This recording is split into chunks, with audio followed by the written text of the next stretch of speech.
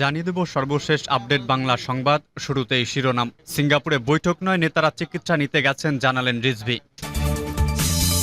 এদিকে কুমিল্লায় বিএনপি নেতাকর্মীদের ওপর আওয়ামী লীগের হামলার অভিযোগ, গুলি সহ আহত ২০। করের টাকায় শেখ হাসিনা দক্ষিণ আফ্রিকায় ভোট চাইতে গেছেন, অভিযোগ খসরুর। প্রধানমন্ত্রীর কাছে আত্মসমর্পণ করবে বিএনপি। আমরা এখনো সাম্প্রদায়িকতার বিরুদ্ধে লড়ছি, বললেন ওবায়দুল কাদের। সর্বশেষ জানিয়ে দেব, পূর্ব ঘোষণা ছাড়াই সব গেট খুলে দিয়েছে ভারত, বাংলাদেশের ৪০ গ্রাম প্লাবিত। এতক্ষণ শুনছিলেন সংবাদ শিরোনাম, এবারে বিস্তারিত।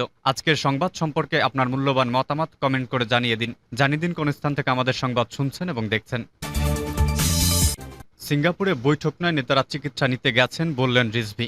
বিএনপির কেন্দ্রীয় নেতৃবৃন্দের বিদেশ ভ্রমণ কোনো রাজনৈতিক উদ্দেশ্য বা মিটিংয়ের জন্য নয় বলে জানিয়েছেন দলটির সিনিয়র যুগ্ম মহাসচিব রুহুল কবির রিজভী। তার দাবি, ওই নেতারা শুধুমাত্র চিকিৎসার জন্য বিদেশে গেছেন। রোববার সকালে কবি নজরুল ইসলামের ৪৭তম মৃতবার্ষিকী উপলক্ষে তার সমাধিতে শ্রদ্ধা নিবেদন করে তিনি এসব কথা বলেন। রিজভী বলেন, চিকিৎসা নিতে যাওয়া বিএনপি নেতাদের নিয়ে অপপ্রচার, মনগড়া বানোয়াট খবর ছড়ানো হচ্ছে। ফ্যাসিবাদের দুঃশাসন, মত প্রকাশের বিরুদ্ধে যেভাবে নজরুল দাঁড়িয়েছেন, আজও তা অনুপ্রেরণা হিসেবে আছে। কবির সমাধিতে শ্রদ্ধা জানিয়ে রিজভী বলেন, ফ্যাসিবাদের দুঃশাসন, মত প্রকাশের বিরুদ্ধে যেভাবে নজরুল দাঁড়িয়ে আছেন, আজও তা অনুপ্রেরণা। আমরা এখন ফ্যাসিবাদের দুঃসময়ে বাস করছি। এখান থেকে মৃত্যুর জন্য নজরুল প্রেরণা যোগায়। সরকার পতনের এক দফা দাবিতে চলমান যুগপৎ কর্মসূচির মধ্যে বিএনপি মহাসচিব মির্জা ফখরুল ইসলাম আলমগীর সহ দলটির নীতি নির্ধারণী ফোরামের অন্তত ৫ জন সিনিয়র নেতা দেশের বাইরে অবস্থান করছেন।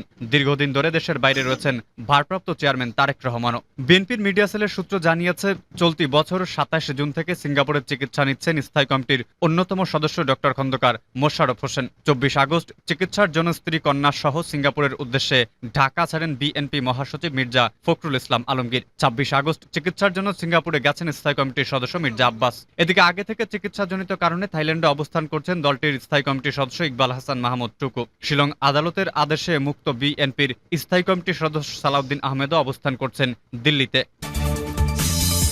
কুমিল্লায় বিএনপি নেতাকর্মীদের ওপর আওয়ামী লীগের হামলার অভিযোগ, গুলি সহ আহত ২০। কুমিল্লায় বিএনপি নেতাকর্মীদের ওপর হামলা ও গুলি চালানোর অভিযোগ উঠেছে আওয়ামী লীগ ও যুবলীগের বিরুদ্ধে। হামলায় ২ জন গুলিবিদ্ধ, অন্তত ২০ জন আহত হয়েছেন। তবে আওয়ামী লীগ ও যুবলীগের নেতাকর্মীরা হামলার অভিযোগ অস্বীকার করে ঘটনার জন্য বিএনপিকে দায়ী করেন।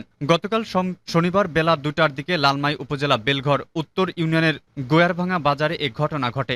গুলিবিদ্ধ ব্যক্তিদের কুমিল্লা মেডিকেল কলেজ হাসপাতালের জরুরি বিভাগে ভর্তি করা হয়েছে। হাসপাতালের সহকারী রেজিস্ট্রার মোহাম্মদ শরীফ বলেন, একজনের পায়ে ও হাতে এবং আরেকজনের মাথায় ছররা গুলি লেগেছে, তারা এখন আশঙ্কামুক্ত।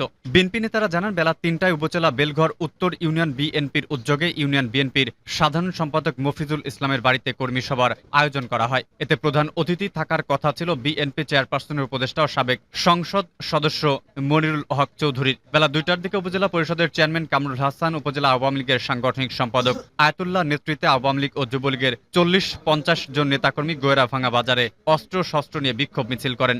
বিএনপির নেতাকর্মীদের অভিযোগ, গোয়েরাভাঙা বাজারে মিছিল করে আওয়ামী লীগের নেতাকর্মীরা উন্দানিয়া গ্রামে গিয়ে বিএনপির সভাস্থলে মঞ্চ, চেয়ার টেবিল ভাঙচুর করেন এবং বিএনপি নেতা মফিজুল ইসলামের বাড়িতে লুটপাট চালান। এ সময় আতঙ্কে মানুষ ছোটাছুটি করে পালাতে থাকেন। এক পর্যায়ে অস্ত্রধারীরা গুলি চালাতে শুরু করে। এতে মনির হোসেন নামে বিএনপির এক কর্মীর মাথায় গুলি লাগে। উপজেলা যুবদলের যুগ্ম আহ্বায়ক ফিরোজ আহমেদ খানের পায়ে ও পেটে গুলি লাগে। এছাড়া অন্তত ২০ জন আহত হয়েছেন। গুলিবিদ্ধ আহত নেতা কর্মীদের কুমিল্লা মেডিকেল কলেজ হাসপাতাল সহ বিভিন্ন হাসপাতালে ভর্তি করা হয়েছে।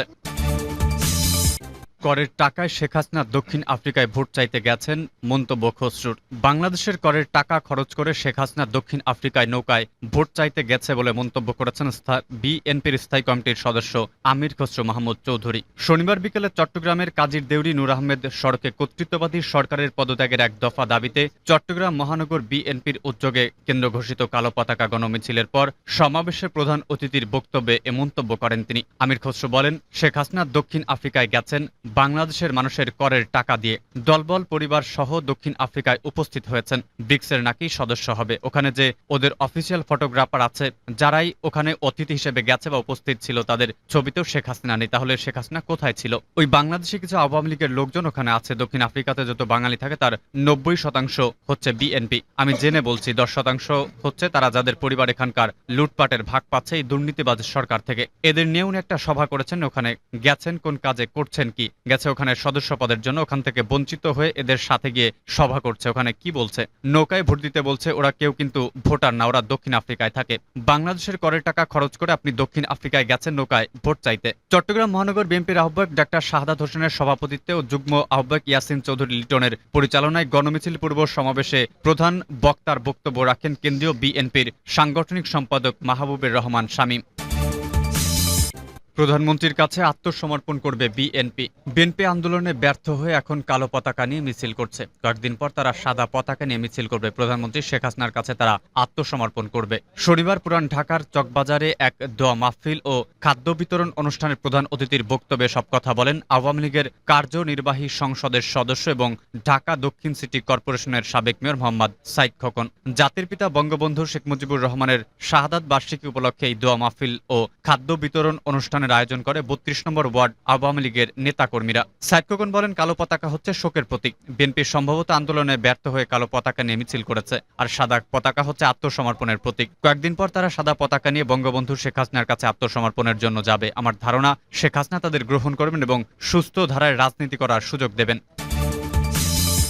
আমরা এখনো সাম্প্রদায়িকতার বিরুদ্ধে লড়ছি বললেন ওবায়দুল কাদের। আওয়ামী লীগের সাধারণ সম্পাদকের সত্যমন্ত্রী ওবায়দুল কাদের বলেছেন, আমরা এখনো সাম্প্রদায়িকতার বিরুদ্ধে লড়ছি। সাম্প্রদায়িকতা এখনো আমাদের এই স্বাধীন দেশের অগ্রগতি এবং পথে এবং বিকাশের ধারায় অন্তরায় রয়ে গেছে। রোববার সকালে জাতীয় কবি নজরুল ইসলামের ৪৭তম মৃত্যুবার্ষিকী উপলক্ষে তার সমাধিতে শ্রদ্ধা জানানোর শেষে তিনি কথা বলেন। ওবায়দুল কাদের বলেন, আগস্ট মাস শেষ হয়নি। এই আগস্ট মাস বাঙালি জাতির জন্য ট্র্যাজেডির মাস।